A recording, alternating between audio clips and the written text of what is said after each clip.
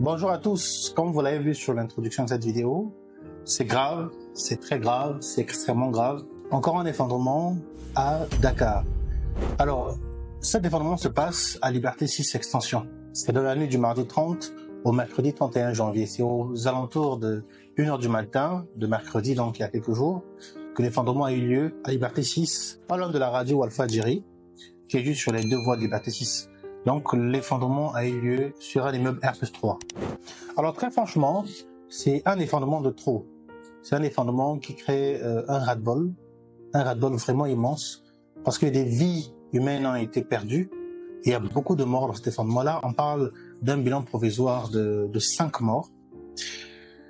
C'est beaucoup trop, c'est énorme. Il y a une vingtaine de personnes qui ont été impactées directement par cet accident, dont 12 personnes particulièrement, 12 blessés. 11 sont dans les services de santé, qui sont partis donc à l'hôpital, on les a emmenés à l'hôpital, les sapeurs-pompiers les ont emmenés à l'hôpital. Et une personne a été traitée sur place, donc il n'avait pas de séquelles énormes, mais 5 corps ont été trouvés sous les débris. 5 personnes sont mortes dans cet accident. Encore une fois, c'est vraiment trop.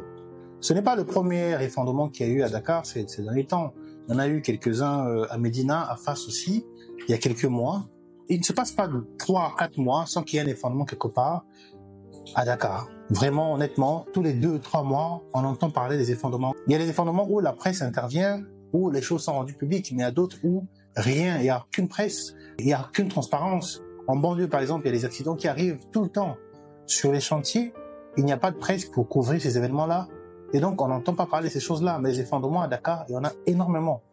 Dans les anciens quartiers comme Fas, Médina, dans les quartiers très anciens, il y a beaucoup d'immeubles, de grands immeubles, des fois R+4, qui ont été construits il y a 20, 30, 40 ans, qui n'ont pas été entretenus, qui sont en très mauvais état aujourd'hui et qui risquent de s'effondrer. Il y a des gens qui y habitent. Il y a des gens qui sont dans ces immeubles-là. Il faut que le gouvernement, il faut que l'État puisse prendre ces choses-là en considération, puisse aller et trouver des solutions pour qu'on casse ces immeubles-là, parce que c'est un danger pour tout le monde. Un danger pour les gens qui y habitent, un danger pour tous ceux qui sont autour, un danger même pour la circulation, parce que imaginez-vous qu'un bâtiment s'effondre sur des véhicules en train de rouler en journée. Vraiment, c'est un problème qu'il y a à Dakar. C'est un vrai problème et qui commence déjà à inquiéter. Selon les estimations que j'ai faites moi personnellement, avec le temps que j'ai passé à Dakar, je suis à ma 10e année à Dakar. Donc, je suis dans le bâtiment, ça fait 10 ans, et même avant même que je vienne à Dakar ici, je travaillais déjà dans le bâtiment, j'étais dans le secteur du bâtiment, donc ça fait plus de 10 ans que je suis dans le bâtiment. À Dakar, au moins 30 à 40% des bâtiments ne sont pas aux normes. Près de la moitié des bâtiments de Dakar ne sont pas du tout aux normes. Vous passerez dans les rues, vous allez regarder, vous allez jeter un coup d'œil sur les façades, sur les bâtiments, vous allez voir qu'il y a des gens qui construisent, des maçons, il y a pas mal de personnes qui construisent sans que les plans soient aux normes. Et ça, c'est un vrai problème. Il n'y a pas de suivi. C'est vrai qu'il y a la DESCOS, il y a pas mal de services qui essayent de faire le suivi, mais personne ne respecte réellement les normes de construction et ça, c'est un vrai problème. C'est ce qui crée aujourd'hui des désastres énormes et des dommages énormes sur la population, sur les gens. Revenons à notre bâtiment qui s'est effondré à Liberté 6. Alors, c'est dommage. Déjà, pour commencer, je souhaite toutes mes condoléances à toutes les familles qui ont perdu un membre ou des membres dans cet accident. C'est quelque chose qu'on aurait pu éviter, qui aurait pu être évité, mais bon, les choses sont passées comme ça. Personnellement, moi, je connaissais 2 personnes dans ce bâtiment, c'est 2 Congolais, donc une Congolaise et un Congolais, d'ailleurs qui venait d'avoir un enfant récemment, qui avait une femme, bon, sa femme et son enfant échappaient belles à cet accident, donc ils étaient à l'intérieur quand ça s'est effondré, mais ils ont été retrouvés vivants, vraiment, et lui, il n'a pas pu être sauvé, il est décédé, et donc sur place, il fait partie des 5 personnes qui sont décédées. Il y a aussi une demoiselle congolaise qui est décédée sur place, donc qui a été retrouvée morte sous les décombres. Et voilà un tout petit peu, il y a peut-être d'autres nationalités, mais nous allons attendre que les enquêtes avancent pour savoir exactement le nombre exact déjà, parce que comme je vous l'ai dit au début, c'est juste provisoire. On ne sait pas s'il y a plus, s'il y a moins. En tout cas, ceux qu'on a sortis des décombres, jusqu'à présent, les corps sont vie. Il y a 5 corps sortis des décombres.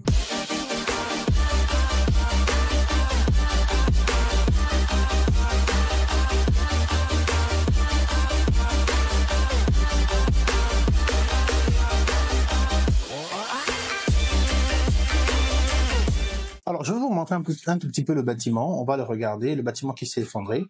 Donc, je vous le montre rapidement. Comme ça, on va voir qu'est-ce qui s'est réellement passé, comment ça s'est passé. Nous allons regarder ça. Donc là, nous sommes à peu près devant le bâtiment. Donc, nous sommes devant le bâtiment. Alors, le bâtiment se trouve tout simplement au niveau des deux voies de Liberté 6. Vous allez reconnaître ici, juste là, la station du rond-point 6. Donc là, c'est le nouveau pont qui est en train d'être construit, la nouvelle passerelle. Donc, c'est dans cette ruelle-ci, donc la ruelle où on a des boutiques qui vendent d'électroménager, pas mal de choses. Donc, voici un peu le bâtiment. Ça, c'est le map de janvier 2022. Donc, vous voyez un tout petit peu ici, vous voyez, le bâtiment est là. Donc, c'est un bâtiment qui n'est pas du tout récent, c'est un bâtiment qui date quand même de quelques années. On ne sait pas exactement de combien. On attendra d'avoir les suites de l'enquête pour savoir le bâtiment date de combien de temps. On voyait un peu le bâtiment. En faisant une petite analyse, on voit que le bâtiment n'est pas vraiment entretenu. De beaucoup d'humidité déjà. Beaucoup d'humidité. Il y a beaucoup de fissures. Donc, même quand on se met sur l'une des façades, juste devant, on va constater beaucoup de fissures au niveau de certains éléments. Vous allez voir ici. Donc, c'est vraiment des choses très inquiétantes. Vous allez voir que le bâtiment n'était pas bien entretenu. Alors, on ne sait pas si c'est ça la cause exacte, si c'est l'entretien la cause exacte. Là, on voit quand même qu'il y a des petits problèmes. Donc, de visu comme ça, on voit qu'il y a des petits problèmes quand même sur le bâtiment. Là, nous sommes en 2022, donc au moment à laquelle ce map a été pris. Très bien. Pour ce qui concerne l'effondrement, le bâtiment ne s'est pas effondré complètement. C'est-à-dire que ce n'est pas tout le bâtiment qui s'est effondré, c'est une partie, donc la partie droite du bâtiment, qui s'est complètement effondrée, et l'autre partie du bâtiment qui est donc restée. Donc, si vous le voyez bien dans la 3D, vous voyez cette image que je vous affiche là. Donc, il y a la partie droite du bâtiment qui s'est effondrée, mais nous avons cette partie-là. Donc, c'est à partir d'ici, là, que le bâtiment s'est effondré. Donc, cette autre partie-là est restée indemne. Donc, voilà. Donc, cette partie est restée indemne. De même, il y a cette porte de sortie qui est là. Le bâtiment était un peu en deux phases. Donc, il y avait une partie droite et une partie gauche. Et c'est la partie qui est à l'extrême droite ici qui s'est effondrée. Et donc, vous pouvez le voir dans notre image ici. On veut le voir dans notre image ici. On a la partie droite qui s'est complètement effondrée. C'est dommage de voir ces images d'effondrement. Ça crève le cœur, ça brise le cœur. De voir que les gens viennent habiter dans un bâtiment et ils trouvent la mort. Ça fait mal. Et c'est des choses qui ne devraient pas exister, surtout maintenant que la technologie a bien avancé. Maintenant que on peut contrôler les bâtiments, on peut faire des tests sur la qualité des bétons. Ce genre d'accident ne doit plus se produire. Il faut en tout cas que ce genre de choses ne se reproduisent plus parce que trop c'est trop. À Dakar, il y a tellement d'effondrements que les gens aujourd'hui, un bâtiment s'effondre à gauche, on va regarder, on repart, un bâtiment s'effondre à droite. Ça fait vraiment mal de voir que ce genre d'accident arrive très souvent. Alors, quelles sont les causes réelles de cet effondrement-là? Qu'est-ce qui fait que ce bâtiment soit effondré? Alors, la cause n'est pas connue jusqu'à présent, parce qu'il faut bien évidemment qu'il y ait une enquête. Il faut que l'enquête soit ouverte.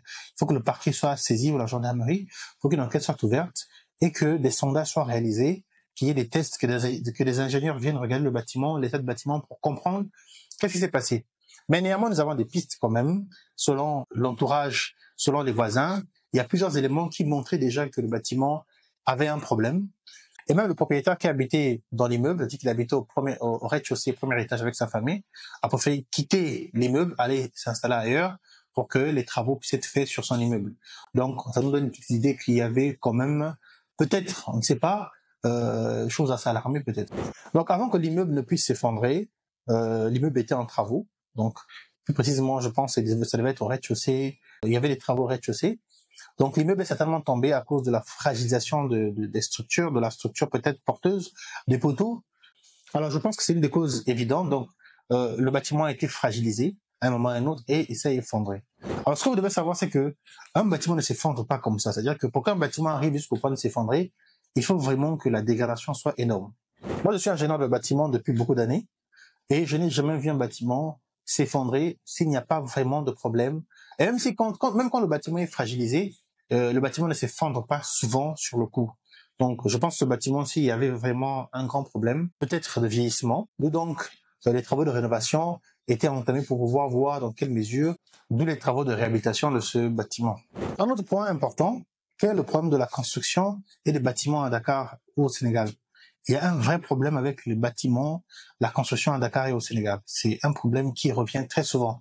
Le premier problème que je vais soulever peut paraître très étrange. Pourquoi les gens vont habiter dans des bâtiments qui sont un peu fiables? Et moi, je connais beaucoup de gens aujourd'hui qui habitent dans des bâtiments où moi, personnellement, je n'habiterai pas parce que bon, les gens en voyant la façade avec plein de fissures, en voyant l'intérieur des escaliers qui bougent, mais les gens y habitent. Les gens y habitent pour plusieurs raisons. La première raison, la plus évidente, c'est le prix des loyers. À Dakar, les prix de loyer sont abusifs. Abusifs. Si vous envoyez votre enfant ici à Dakar venir étudier, à l'époque, je me souviens quand je suis arrivé à Dakar aux environs de 2013-2014, les chambres étaient aux alentours de 40, 50 000 francs. Et quand vous avez une chambre de 50 000 francs, vous avez une chambre avec douche. Donc c'était une chambre assez bien. Et les parents pouvaient vous envoyer de l'argent pour que vous puissiez payer votre chambre en toute sécurité, en toute tranquillité. Vous n'avez pas besoin d'aller dans un endroit où vous payez moins cher pour vivre dans des conditions qui sont terribles. Aujourd'hui, trouver une chambre de 50 000 francs, c'est presque impossible. Avec ou sans douche interne, hein, c'est presque impossible. Le minimum pour trouver une chambre à Dakar, il faut avoir au moins 65 000 francs, 70 000 francs. Et même certaines chambres, certaines petites chambres sont à 80 000. Des chambres où il y a des douches, c'est 100 000. Donc il y a vraiment un problème au niveau des prix des loyers à Dakar. D'où les gens vont habiter dans des endroits où, normalement, ils ne sont pas censés habiter. Moi, j'ai des amis, personnellement, qui sont dans des quartiers tels que Gueule Tapée, qui sont à Médina, qui habitent dans des bâtiments où, je vous l'ai dit tout à l'heure, que moi, je n'habiterais même pas. Pourquoi? Parce que quand vous voyez l'état du bâtiment, il est complètement fragile. Donc le bâtiment est fragilisé. Vous voyez les balcons qui bougent. Donc les gens y habitent parce qu'ils n'ont pas d'endroit où habiter. Et puis les loyers là-bas sont un peu plus bas. Donc par exemple, pour la même surface que vous trouvez par exemple dans un quartier autre, vous le trouvez par exemple à 80 000, là-bas on va vous dire, bon, vous payez 60 000. Vous savez, avec les problèmes d'argent que rencontrent les étudiants, les gens sont obligés d'aller dans ces endroits-là habiter. Parce qu'il n'y a pas d'endroit, il n'y a pas d'autre endroit où habiter. Si vous allez autre part, c'est beaucoup plus cher. C'est compliqué d'avoir une maison à Dakar. Là, je parle des étudiants, je ne parle même pas des familles qui souhaitent prendre une maison de 3 chambres salon, par exemple, à Dakar. Il n'existe plus de maison de 3 chambres salon à 150 000. Ça n'existe plus. À 200 000, c'est presque utopique. À 300 000, voilà, en tout cas, le prix le plus bas, c'est 250, 300 000 pour une famille, 2 chambres salon, 3 chambres salon, vous êtes minimum à 250, voire 300 000. Donc, ça fait que les gens vont habiter dans des endroits ou dans des maisons qui sont un peu fiables, ou même vous montez les escaliers, vous doutez. Moi, il y a plusieurs bâtiments, quand j'y vais, je n'y retourne même plus. Tellement que j'ai peur même de pouvoir entrer parce que je vois déjà la dégradation sur le bâtiment. Donc le prix des loyers joue énormément dans le fait qu'aujourd'hui, les bâtiments, même les plus usés, les plus dégradés, sont masqués pour que les gens puissent habiter, parce que la demande est énorme, la demande est forte. L'État du Sénégal a essayé de réglementer un peu la situation en baissant les loyers, mais personne ne suit parce qu'il n'y a pas de suivi. Bon, on fait une parenthèse là-dessus, c'était juste un simple avis. Le prix des loyers, en tout cas, joue énormément dans le risque, parce que les gens vont habiter dans des endroits qui ne sont pas du tout sécurisés. C'est quelque chose de réel à Dakar. Beaucoup d'étudiants vivent dans des maisons qui ne sont pas bien bâties. Des maisons qui ont beaucoup de problèmes, des fuites d'eau, des maisons qui ont des dalles qui s'effondrent. Alors, je vous fais une petite confidence, une petite anecdote. J'ai une amie qui est à Dakar ici, qui un jour est sortie de sa maison et elle est en cours. Et ce jour-là, heureusement, elle avait cours. Et dès qu'elle rentre de chez elle, elle ouvre la porte, elle retrouve tout la dalle de son plafond, donc toute cette dalle qui est en haut là, dans sa chambre bien sûr, la dalle de son plafond complètement sur son lit. Donc la dalle s'est effondrée. Heureusement que ça n'a pas emporté tout le bâtiment quand même. La dalle d'en haut s'est effondrée sur son lit. Et imaginez-vous que ce jour-là, qu'elle n'ait pas eu cours, elle serait peut-être décédée ou gravement blessée, ou serait laissé beaucoup de séquelles. Donc les bâtiments sont pas bien construits, les vieux bâtiments sont rénovés vite fait avec des petits maçons à gauche à droite pour créer des pièces habitables et qui sont même pas aux normes. Donc là, c'était le premier point. Le deuxième point est toujours lié à ce que nous avons dit tout à l'heure, c'est la construction des bâtiments en elle-même. Aujourd'hui, les gens construisent n'importe comment. Ils n'appellent pas d'architectes, ils n'appellent pas d'ingénieurs, et même quand ils appellent des architectes ou des ingénieurs, en tout cas, ils ne prennent pas en compte les considérations, les avis de ces derniers. Lorsque vous voulez réaliser votre bâtiment, prenez un ingénieur pour faire le contrôle et le suivi du projet. Ça va vous coûter beaucoup plus cher, peut-être, certes, mais votre bâtiment sera beaucoup plus sûr. Vous n'aurez pas de problème d'effondrement. Imaginez un peu ce propriétaire-là, quel problème il a aujourd'hui, même dans sa conscience. Le fait d'imaginer qu'à cause de son bâtiment, des familles sont en pleurs aujourd'hui. Les gens qui construisent très souvent pensent gagner de l'argent en économisant sur les choses les plus importantes.